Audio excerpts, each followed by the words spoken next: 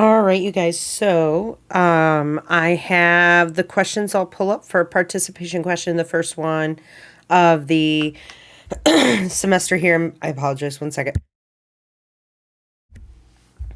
Um, I'm not sick, by the way. It's just these that my allergies sometimes get to me. But so I'm going to take all of these questions that you guys have submitted and I'm going to play them and then I am going to answer those questions for you guys. And if there's something that I can't answer right away, I just want to let you know that I will seek out the answer and get back to you once I have the best one for you. So let's go ahead and play Michael's.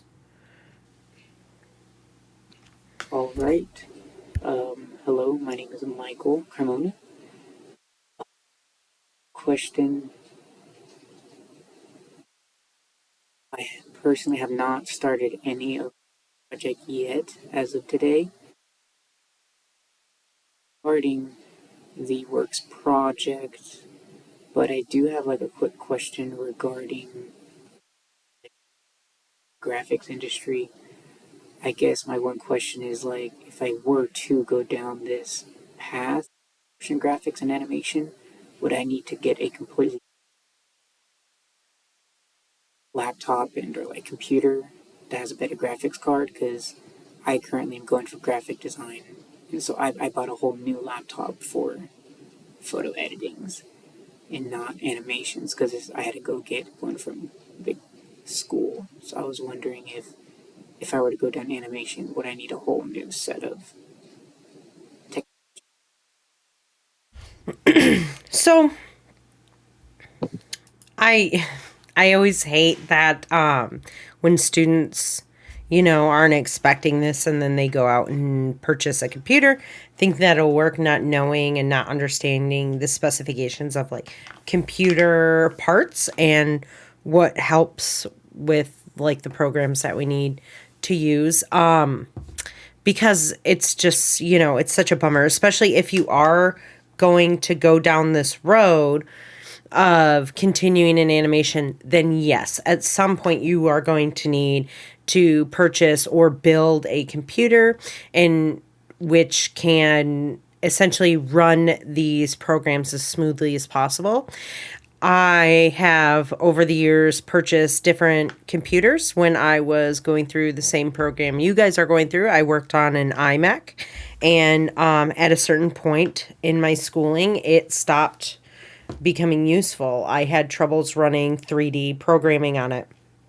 Sometimes these computers will be okay at running After Effects, but when it comes to running like Blender or Cinema 4D or any kind of, any Autodesk program, then your computer will be sluggish and it will, if it even runs the programs, will struggle throughout your projects. And so my best advice to you right now is that if you just bought this computer, if you have the chance to return the computer or make an exchange, possibly if this is going to be at least your career, if you're set on this for sure that this is where you want to go, I would maybe recommend that at first, if possible. If that is not possible, what I would recommend you doing is using that computer as much as you can, especially through your other classes, and utilize borrowing the computers from the HT1 lab, which I know recently there was like an issue with that. I have never seen that issue happen before since I've been teaching here, but things happen beyond our control, and as long as we communicate back and forth, we will be able to work something out. That was kind of a bummer happening right at the beginning of a summer semester when it's so quickly moving, but we'll work through that. But yeah, I mean, utilize those computers throughout your time here at GCC, and then once you graduate or something, maybe it'd be time to get an upgrade, sell the other computer, and buy something a little bit more robust that can handle that without an integrated GPU. I had another student write me over the weekend and asking me the same thing about purchasing a computer. The one thing I have to say is a lot of gaming laptops will have the capabilities that you guys need to run these 3D programs. I would still check on the specifications and make sure that it's not an integrated GPU, that you're working with either an Nvidia card, graphics card, or an AMD graphics card, and that your RAM is at least 16 gigabytes of RAM. If it's less than that, you'll have trouble running these programs because these programs require memory, right? RAM is memory. It requires that to use while working through these programs as well. And so, unfortunately, the people working at these corporations that sell technology goods and services like laptops and stuff like that, they don't understand what this field entails, right? They don't understand these programs. They don't know these programs most of the time. I'm not saying all of them don't, but most of them do not. And so for them, making recommendations for you might not be the best thing. So what I recommend doing is, if you can, to research different, and look online about computers for animation and what are the best specifications for working in certain programs. And when you're looking through program, let me see. Like when you're, actually, let me go back to here. Did I close out of it? I did not. One second, you guys. Navigational error. Click here.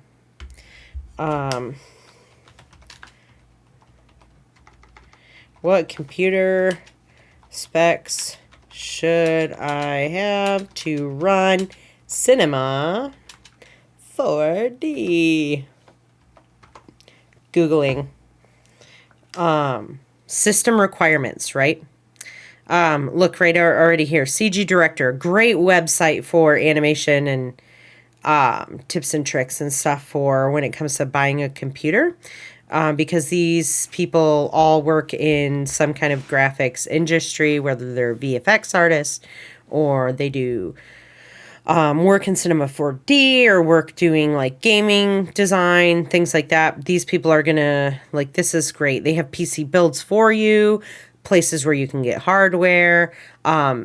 This is great. In fact, what I will do is I will go here and I will post this link for you guys to go through. But it tells you, like, what are the best system requirements for, the official system requirements that they have here. This is what it says. Is that going to get you through? Sure. It says you can have 8 gigabytes of RAM, but they recommend 16, like I was saying. So, and then that it talks about for Macs what you should do for like a MacBook or something, what you should do. And then it talks a little bit more in detail about the specifications and stuff that would maximize the experience, right? So just doing a little bit of research doesn't take much, maybe an hour, in looking into these websites and blogs and stuff like that, and recommendations, and looking to see what the system requirements are will help you a lot down that road. So I'm going to copy this, and I am going to put this into our Slack channel, and then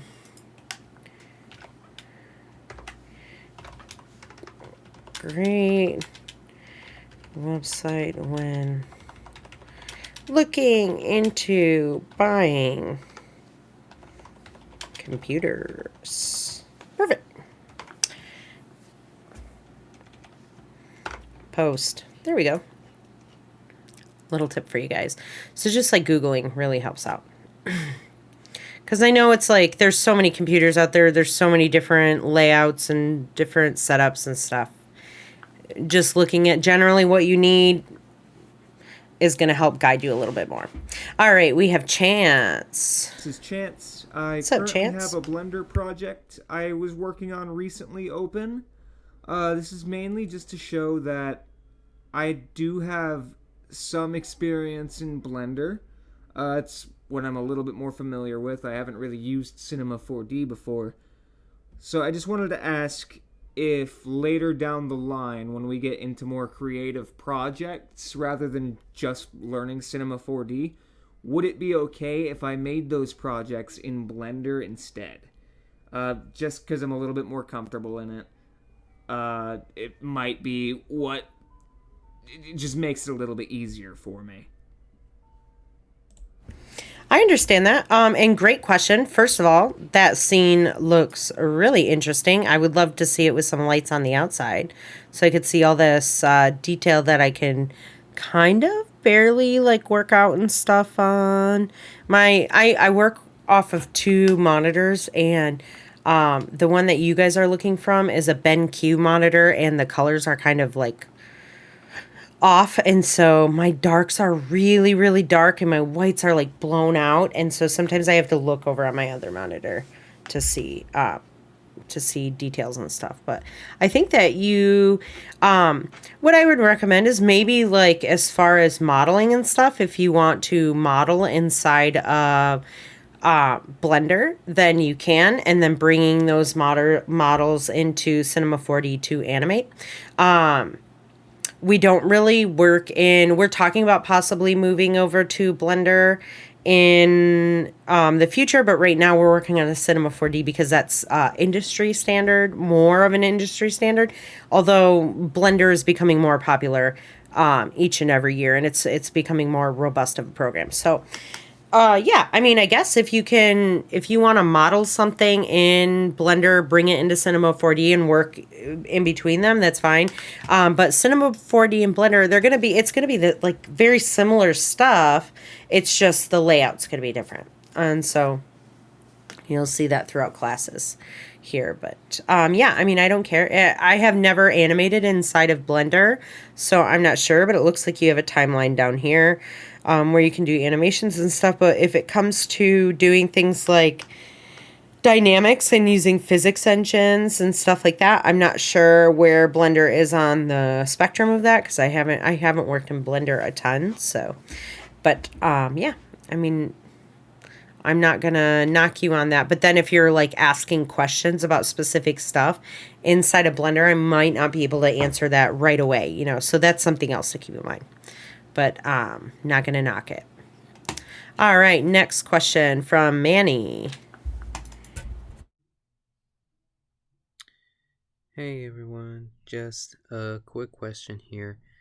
As I was looking through the syllabus here um, for our class, I noticed that some of the software we are going to be using in this class includes stuff like Blender and GitHub. And since I don't see these kinds of software showing up in our technology login challenge, that made me wonder if we are even going to use stuff like Blender and GitHub and other stuff for throughout the semester. Okay, thanks for your time. Good question, Manny. So we put those inside. We don't really use GitHub or Blender necessarily right now in this class. We just put those in there in case we do need to work that into any kind of class projects, or we need to use that software for some reason. I've had to use GitHub for asset collection for some things before. So I mean, it's there as like a precautionary measure mostly, and not because those kind of things have to be in the syllabus. Like we have to let the school know what kind of programs we're going to be working on in class, and so that's why it's there. But it, what you saw in the technology login challenge is what we're mostly going to be working in. Good question though, Manny.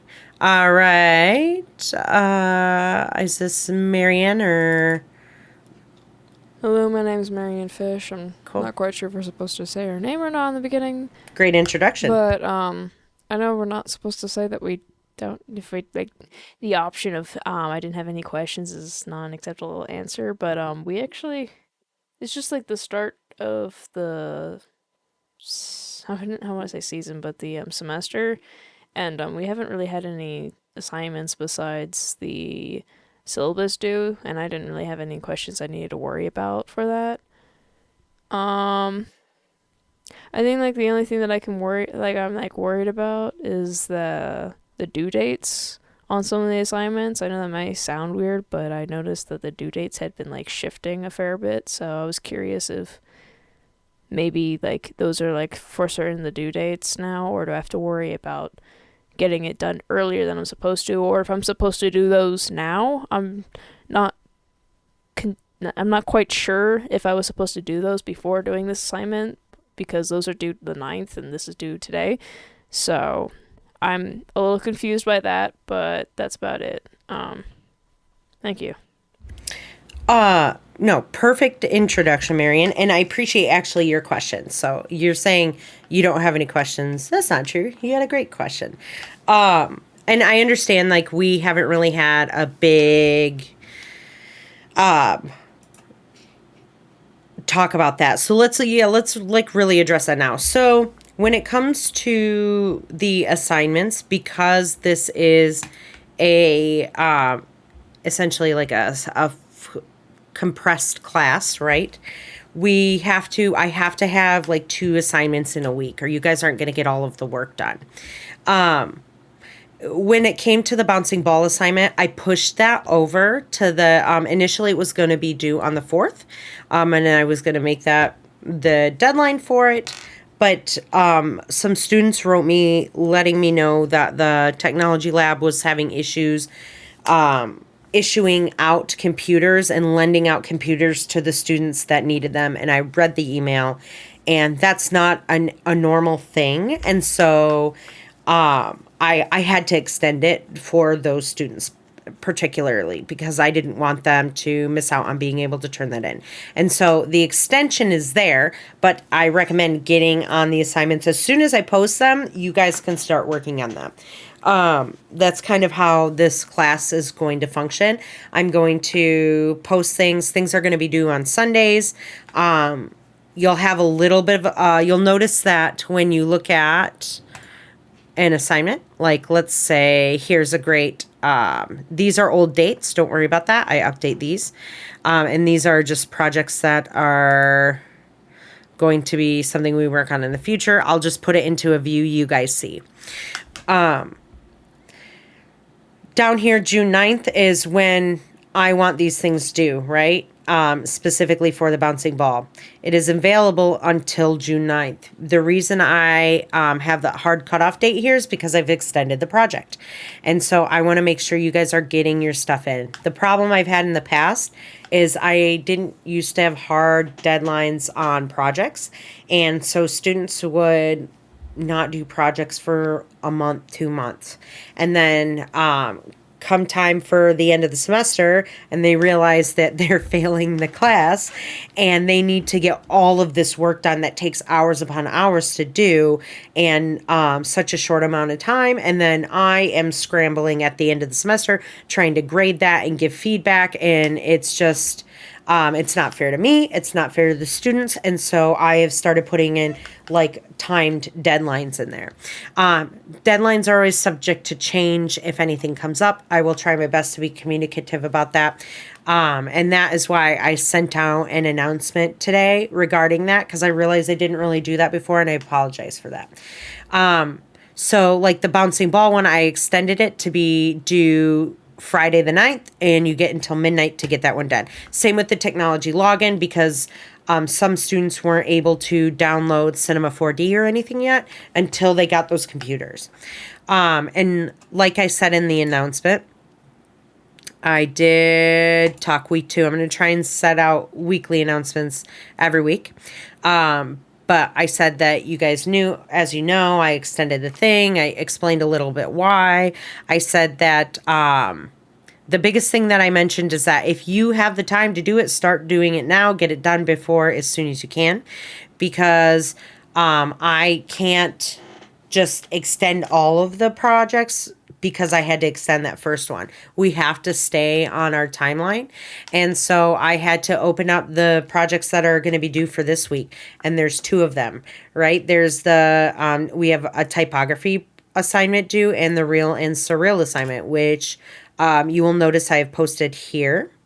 There's actually 3 due. One's it's a short, very short. You watch these videos and then post around 150 words onto Slack, and then you're going to deliver just an image essentially to me showing me that Slack post. Although I've already seen Chance has already done his today, which awesome, Chance. Thank you. He'll just have to wait for other people to post before he can put his 3 in. But due the 11th, right? Then also you guys have a typography project that is due the 11th. And then a real and surreal project also due the 11th. You will notice that I have it, the due date is the 11th, but you guys have available until the 14th to get that in. That's just a slight buffer date in case people end up having emergencies, end up having something else. So the project will stay open until that long, but after that it closes and you can't turn that in, right? So it'll be due this day. If for some reason you have some crazy thing that means you can't get it in, you'll have until the 14th to turn that in, and then that's it. You can write me if there's any other weird circumstantial issues that come around that, but in general, that's how these projects are going to work. I'll have a due date and then maybe a 3-day buffer after that. All the information here, all of the videos you have to watch. I've started to try and organize these a little bit better for you guys into categories, right? So talking about certain things, and then here's your lesson for all of the projects. Deliverables, and then a rubric here at the bottom that will tell you how I'm going to grade these projects. So this is important in looking at like what I'm going to be looking for when you guys get this stuff turned in. And so that's kind of like how the projects work. And I apologize that that due date thing, like moving it like that, threw you guys off. I will try not to do that. If there's some weird circumstances that happen in class or outside of class or something that I have to, I will try and be as transparent with you guys as possible and communicative in letting you know. And then, but just try and get this stuff done as soon as possible. I would recommend if you have a working computer, get this done real quick so you can start doing these ones, right? This one should be pretty quick. It's just going to introduce you into After Effects. I think the longest one is going to be the drawing, but yeah. So I will try not to move things, but we're going to have about 2 assignments a week. 2 projects, right? Because there's 3 assignments here. We don't have too many after this about reading and watching a ton of videos and stuff. After this one, it's really mostly like super project based. So just so you guys are aware. And then don't forget, you also have your participations, which you can record anytime during the week and turn in. As long as you turn it in by the due date, which is going to be Sundays. And that way, like on Mondays, I can do these kind of videos for you guys and answer your questions. All right, next question is Melanie. Hello, I'm Melanie. This is like the first time ever taking an animation class, so I'm like really nervous. But yeah, so I was a little confused doing the OBS since it is like the first time handling a site like this. It wasn't too hard. I followed the tutorial for the video and super helpful. I'm able to, source out everything. Although I did have trouble with the display capture in the video. I think Casey like shows the different like backgrounds. I already tried. I'm using my Apple laptop. I already tried multiple times and like nothing really appears. So I don't know if I have to switch out for my school computer and see if I have a different outcome. But so far, nothing. Like no like background. A question I did have was if are we like ever going to work on humans or like people moving in this classroom, or are we just going to do like objects and like their sense of moving? Um, Overall, I think that I was like able to follow along with the rules and tasks with everything and like turn things on time, so I'm not too worried about that. I was a little confused with the site Slack, just because there's like different channels, and although you did mention some of them, I did notice that it was like some like older like dates on there, so I wasn't sure if like to turn in things in other places, but I figured out like people continuously sending in one specific spot. I was able to figure that out. This week was a little crazy just because I was worried about not being able to turn things on time. Like everything was just so close to turn in, and I wasn't even halfway downloading some of my things. I did have a little bit of trouble with my laptop just because my GPU didn't really work with my Apple laptop. I had to get one from the school, so I didn't like proceed with like the first step, which was that.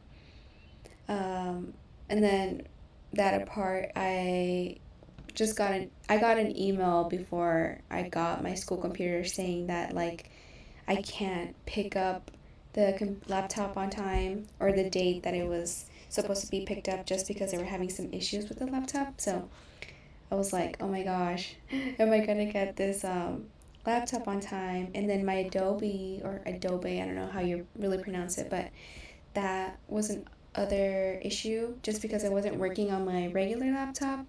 But I was able to make it work, but it did take some time for it to like really process as well. Like during this week, I was able to see like how important these sites are to create animations, as well as the importance of the computers that play and what makes these sites to work best. So yeah. All right, bye. Hello. Cool. Yeah, I'll just address a couple things for you here, Melanie. Yeah, with the Slack channel, there are a lot of other Slack threads and stuff that you'll see here. A lot of them you might not necessarily need to work in. Like there's the 185 one. I know it says Farina here. We're working on getting me my own Slack channel at some point. But right now we're leaving it this way so that so you might be able to scroll back. Not everyone, I don't know if everyone will. Slack, because we don't pay for like the professional version of it, only keeps things for so long. But you guys can always like go back here and see other students' work from last semester, which is really cool. But yeah, you're really going to be in Art 184 Farina. That's if you're for this class. You won't be in any other Slack channels for this class. And then if you need to direct message me, you can just come here and click the plus sign and then create and start a direct message with me if you need to send me anything, right? And so Slack is that way. You can post things through the bottom here, uploading things through through your computer and stuff like that. I will say this. I know you were saying you were nervous about with the technology login. I know that you were one of the students that was having issues getting the computers, and I apologize for that. But I wanted to that's why we extended the projects and all that stuff, but you still have other projects to work on, right? So if you guys aren't logged into Cinema 4D or After Effects or anything like that, already, like, let's get on that now. You guys need to contact me or Belle, and we need to get you guys rolling and the ball going with that, because at this point in the class, you should have that working and up and running and going. So important to know. Let me go through to. All right, we have Kang. Hi everyone, my name is Kong. My question for the week is Kong. I apologize. how I'll would remember we be that. drawing our art for this semester? Would we be drawing it by hand and then inputting it into one of the softwares, or would we be drawing straight from the software? And another thing I have is the LinkedIn. Are we going to be using that in this class or no? Because the teacher said something about it. But all right, thank you. Bye.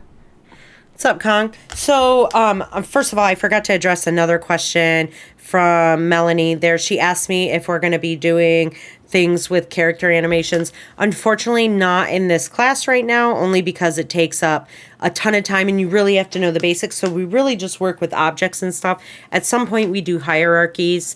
We work with hierarchies. You'll learn what those are in animation, and that's essentially how you would build out a person. But we do it in a robot arm instead. It just seems to be a little bit less complex that way. But with Kong's question regarding do we draw everything hand drawn and then put it in, what we do is you will illustrate things inside of Adobe Illustrator or Photoshop, and I also allow things like Procreate. And then you will bring those images into After Effects and you will animate them there.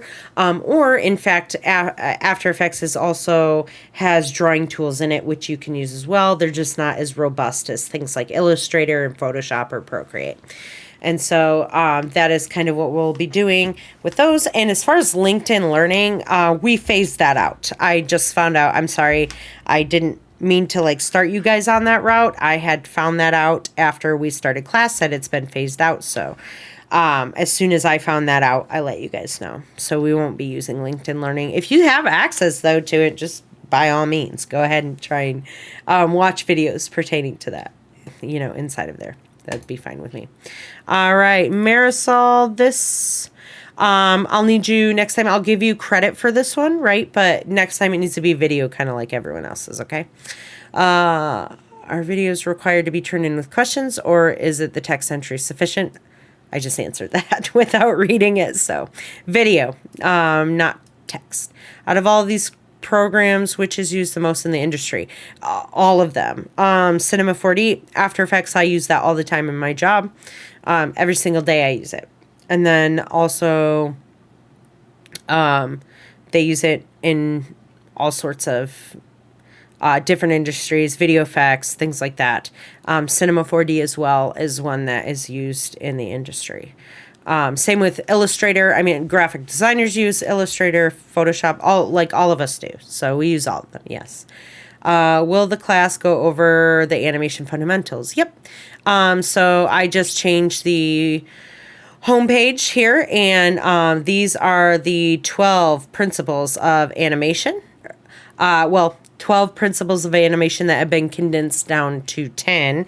A couple of them have been doubled up in here. This is GIF done by oh goodness, what's his name? It's not on here. It's it's Jose, something, or his last name is either Garcia or something like that. I'm going to have to look it up. I know we talk about it in one of our later projects, but we will go over some of these things and talk about, especially with weight and mass, easing. You're going to learn about that today in this typography project when you guys start that.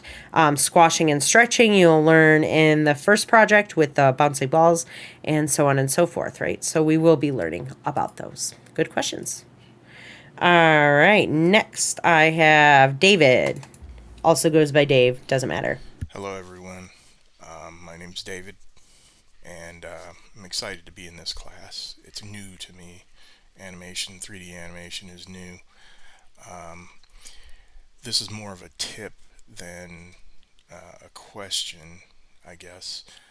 When I initially opened the template to Cinema 4D, I couldn't pan, I couldn't zoom, I couldn't do anything. And I found a workaround around that, which involved going into, let's see, open with, it's my first time doing this, so you'll have to forgive me.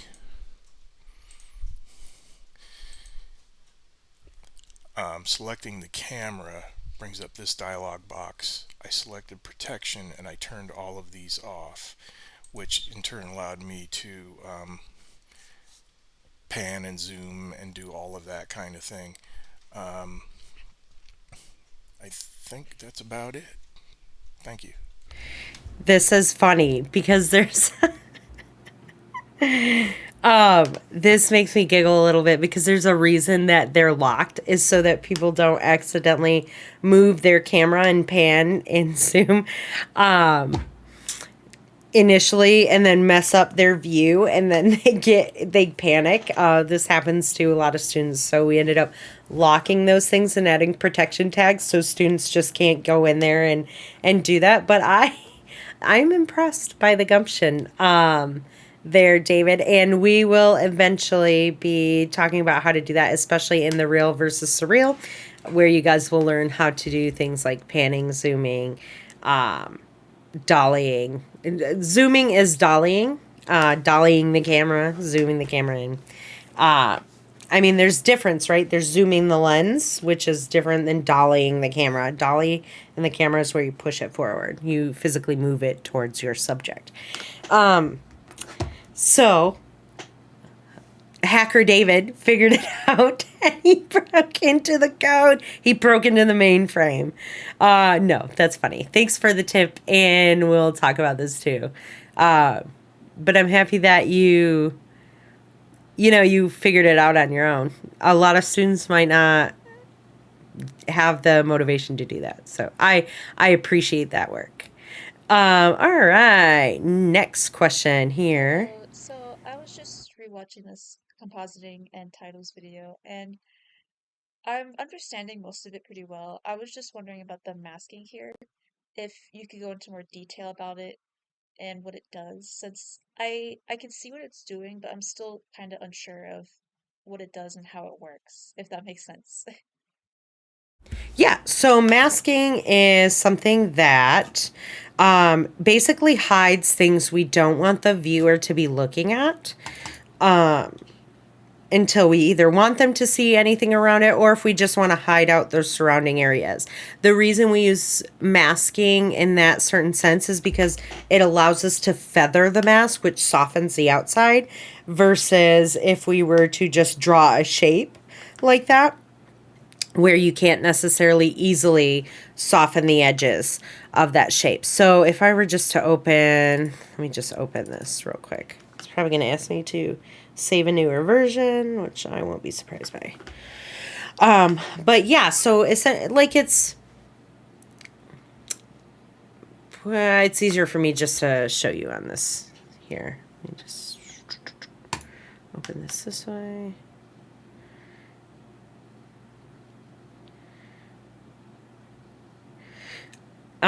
And yeah, just the point of it is really to be able to hide certain things.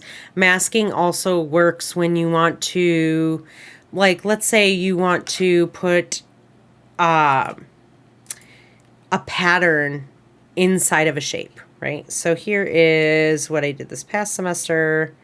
Forgive me for my hand-drawn ball. I did it in 10 minutes with a mouse, so it was the best I could do. Let me create a new composition here. Okay, that's fine. Normally I would name that. We'll create a new solid layer. Green is okay. And let's say I wanted to cut a hole out of this so you could see. Well, let me add a new solid on top of this one, and we'll make this one, I don't know, like, we'll make this one blue. Some kind of blue that's manageable to look at, that doesn't hurt our eyes when we are looking at the colors next to each other, which it still kind of might. This blue is kind of agitating my eyes at the moment, and it just might be because of the lighting in my room. But let's say I wanted to see I wanted to have like a circle cut out of this blue shape, right? This blue background to reveal this green on the bottom. I could draw a circle. Let me see. This is a script. This is not, this section of the software is something that I have added additionally into it. It is not something you guys will use, so I'm actually going to close that out of the way so you guys don't see that. But initially what happens is when I grab the shape tool here, you will see up at the top, let me turn on the zoom in. You will see up at the top that there are two options to choose from. You can choose the masking option or the shape drawing option. I had selected masking. The reason it offered me that is because I was highlighted on this layer. I have this layer specifically selected. So it's like, do you want to add a shape, another shape layer to that, or do you want to add a mask? Mine defaulted to the mask setting, so I just drew a circle.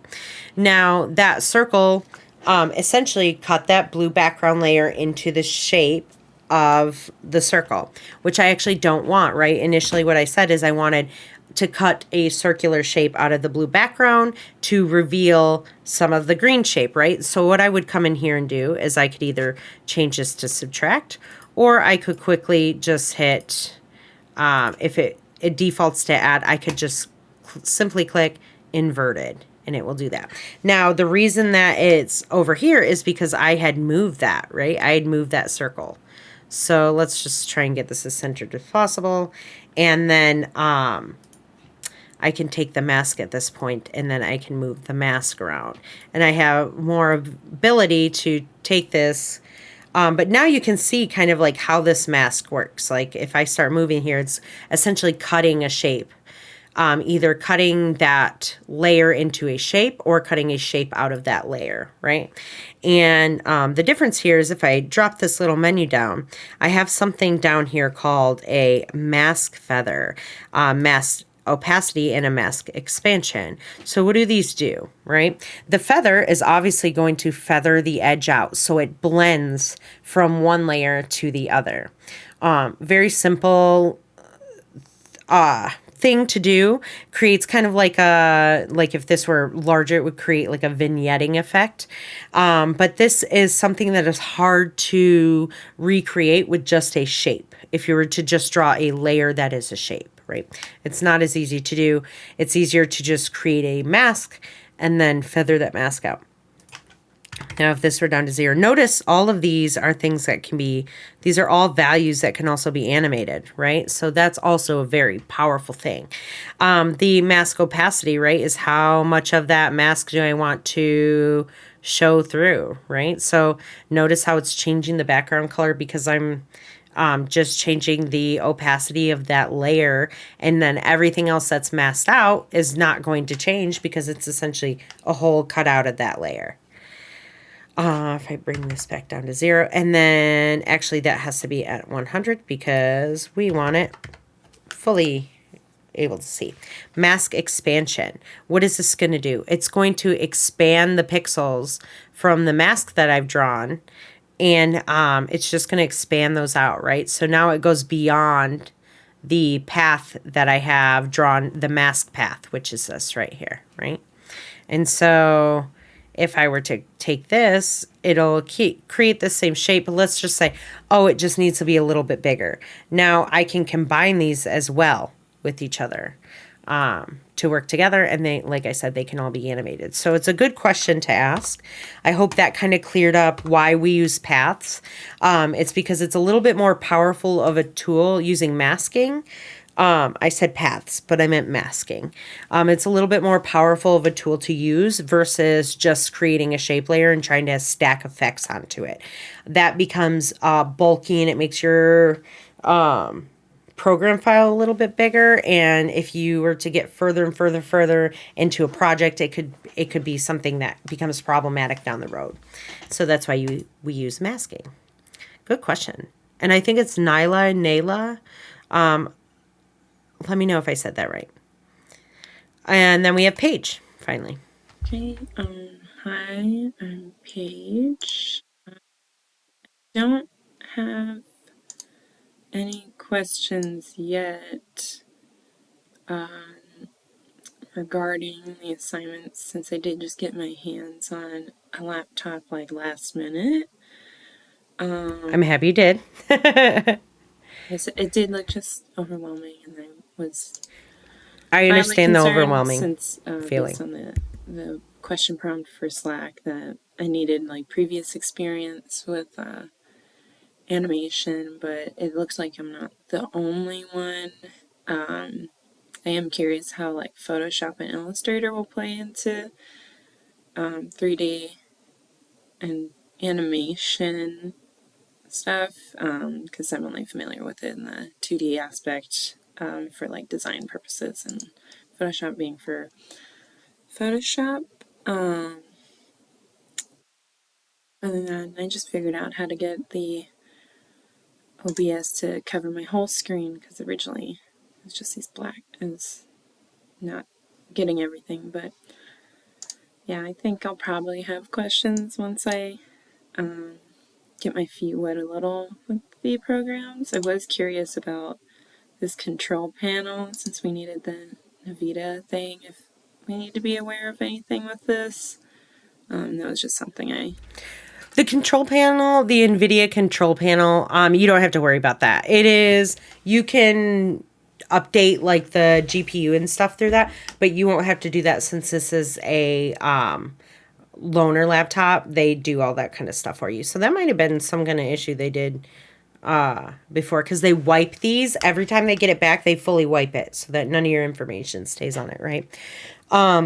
As far as like the 2D programs, working with animation software, we create our assets inside like more complex assets. If it's like obviously a ball or something like that, we're going to do it inside of After Effects because it's much quicker. It makes more sense to do. But as soon as we start creating assets that are more complex and more detailed, we work with those inside of Illustrator and inside of Photoshop, and then we take those and then we move it into our animation programs to work with. And towards the end of the semester, you will learn how to take an Illustrator file and convert that and put that into Cinema 4D so that we can extrude and animate a logo. We will work with hockey logos. I might change that up a little bit. We'll see later on down the road, but we will be working with those together. So they all integrate with each other, right? Especially with Adobe products. Adobe products are meant to work together. And that's why there's a system called dynamic linking within Adobe softwares, where let's say you have your After Effects project open and you need to bring in an Illustrator file. You don't have to just save a bunch of JPEGs as your images. You just drag that project file into your After Effects project, and they work together. And so then any changes that you create in that Illustrator file, let's say you wanted to update the color of an object or something, you would change that inside of Adobe Illustrator, and that change will be linked. Those updates that you made to that one source file will be linked over to the After Effects file, which contains the Illustrator project file. I know it sounds a little bit complex right now, but you'll understand that a little bit more later. And feeling behind in this class, I think, is something that a lot of people feel. I just want to let you guys know that if you're within constant communication with me, I appreciate that more than someone letting something go, not sure how to do something, and then they end up being like, well, I just have no idea. I didn't get it done because I didn't know how to do. Ask me the question, ask Belle the question. That's why we're here. We're here to help you guys out. So the overwhelming feeling continues kind of throughout the semester. I will let you guys know that it is, especially if you have no experience, it can be a little bit more daunting than people who already have more of an idea of how these things work. So don't be afraid to ask questions. This is a beginner course, so maybe some people who have a little bit of knowledge might excel at this kind of stuff because they've got that basis a little bit more, but not everyone in this class knows. So I just want you guys to know that we're at different levels, right? But this is a beginner course, so I don't expect you guys to know much about this stuff. So if you have questions, ask them, right? And just continue to work, and get this stuff done. But that's all the questions that I have for now for your guys' participation questions. I have another one that is posted and ready to go on June 11th. So on the 11th, you have let's start here. The 9th, you have the bouncing ball due and technology login project. If you already have those things done, turn them in so that I can get a head start on them, right? Other than that, we're continuing with the normal schedule, right? 2 projects a week. So then on the 11th, you will have 4 things actually due. You will have the typography project is going to be due. You will have the real versus surreal project due. You'll have your writing assignment due. Very quick, super easy. Get that done right away. Okay, that was the easiest and those are the quickest, just watching some videos. Assignment. All right. And then finally, you will just have a participation question. Participation question. If this, you know, it seems like a lot, right? But this thing, real quick, 3 minutes long, max needed for participation question. Just, get to the point with it. If you guys want to just be like, hey, I need to know how to do this. I'm doing this and something's not working. What can I do? Right? Real versus surreal project and the typography project. Those are going to be your 2 longest ones. This should take you maybe 20 minutes, 30 minutes, if that. These will take you a couple hours to do. Each one will take you that long. So keep that in mind. Here's something else that I want to let you guys know is that if you are working through something on the project and you forget to ask and you have to ask it during their participation question, don't not turn the assignment in because you have to ask the participation question. Turn in what you can and then we will fix it later. Later on down the road, what I will give you is a revision round where you will take all of the feedback that I give you on your projects and you will implement that into those projects again. And I will grade that based on you making those changes that I suggest to you to improve those videos, right? And so if it's not perfect the first time, that's okay. There's always room to improve. And then that's why I started putting a rubric in there so you guys can see like the things I'm looking for, right? So overall, good questions for the first participation questions. I will have many more to come. I already know, so don't be afraid to ask them. And then please utilize me or Belle, our tutor, who is available, I think, Monday through Thursday. She posted on Slack that where she'll be. And I'm always willing to meet with you guys via like chat on Slack or a Zoom call or something if we need to. So good luck for this rest of this week. I will talk to you guys later. If you have questions, I will answer them. So have a good one, guys. Bye.